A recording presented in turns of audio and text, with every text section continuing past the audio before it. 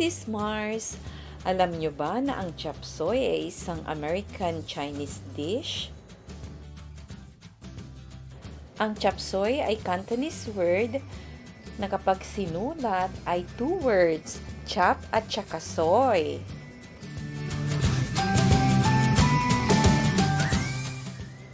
At sa araw na ito, ako ay magluluto ng chop suey.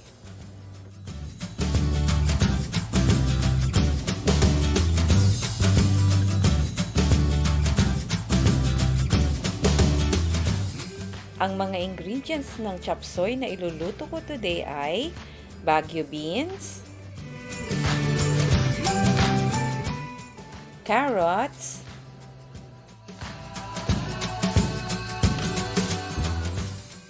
sayote,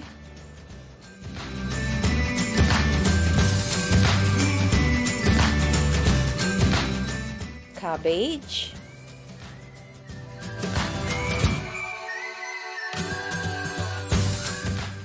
ang mga isasahog ko ay shrimp,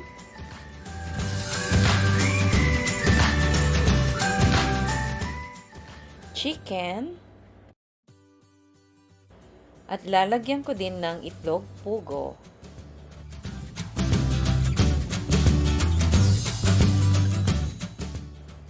Maglalagay din tayo ng bawang o garlic, onions,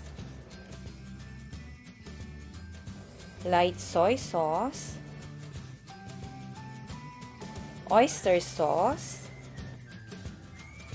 at ground pepper.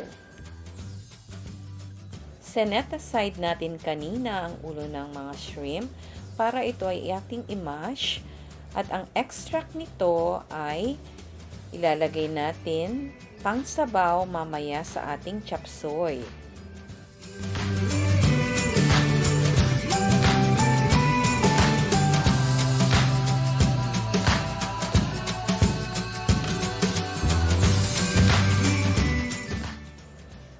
Sa isang mainit na pan, tayo maglalagay na ng mantika o oil. Then, we add in the garlic and onions.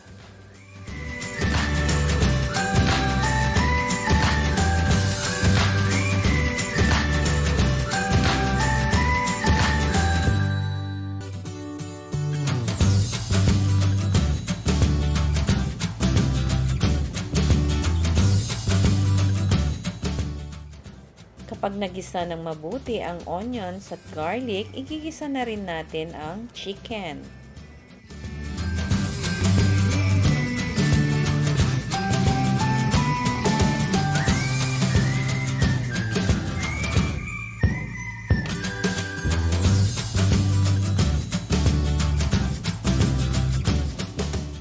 Kapag nagisa na ang chicken, ilagay natin ito sa isang side ng pan at igisa na rin natin ang shrimp.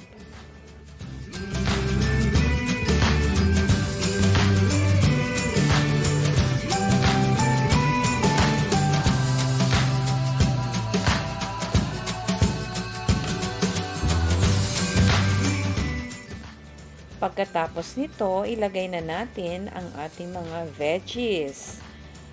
Ang ating Baguio beans, carrots, at sayote.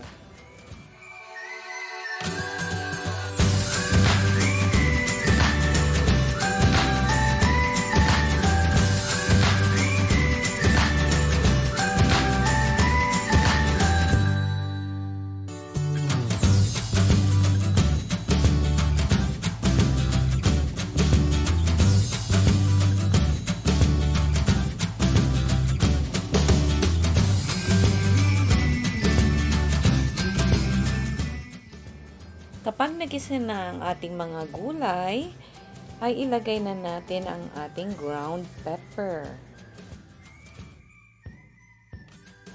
Ilagay na rin natin ang extract na nakuha natin na galing sa ulo ng mga shrimp.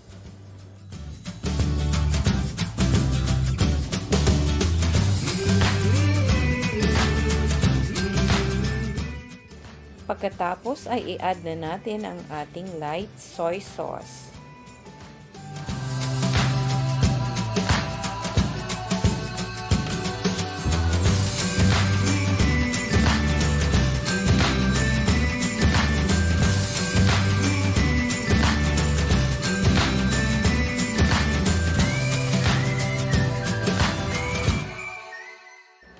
pwede na nating i-add ang ating oyster sauce.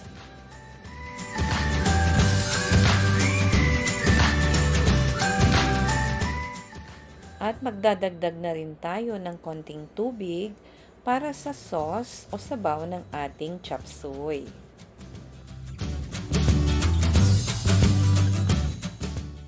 Dagdag na natin ang cabbage.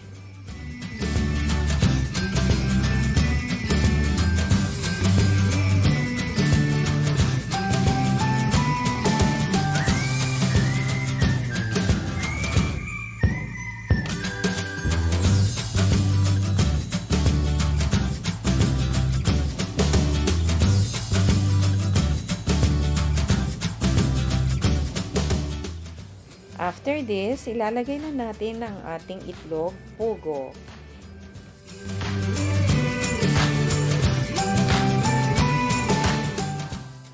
Then, maglalagay tayo ng konting slurry para lumapot ang sauce ng ating chop suey.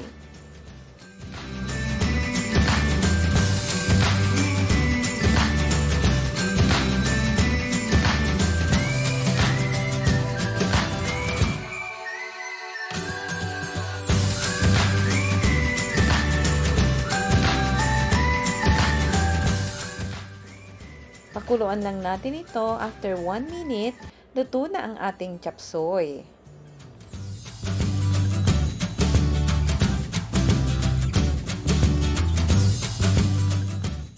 O mga sis Mars, heto na ang version ko ng chop suey.